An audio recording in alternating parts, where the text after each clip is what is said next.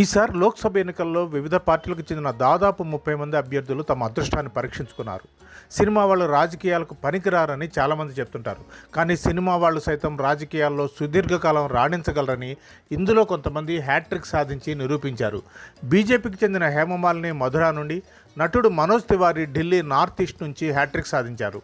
NDA భాగస్వామి అయిన LJP Ram Vilas party అధినేత చిరాగ్ పాస్వాన్ వరుసగా మూడోసారి లోక్సభలోకి అడుగుపెట్టాడు. టీఎంసీకి చెందిన దీపక్ అధికారి అలియాస్ దేవ్ ఘటల్ లోక్సభ నుంచి వరుసగా మూడోసారి విజయదుందుపి మోగించాడు. వీరందరికంటే ప్రధానంగా చెప్పుకోవాల్సింది నటీ, దర్శకురాలు, నిర్మాత శతాబ్ది రాయ్ గురించి. ఆమె బెంగాల్లోని బీర్భూమ్ లోక్సభ నుంచి టీఎంసీ తరఫున 4వసారి జయకేతని ఎగరేశారు.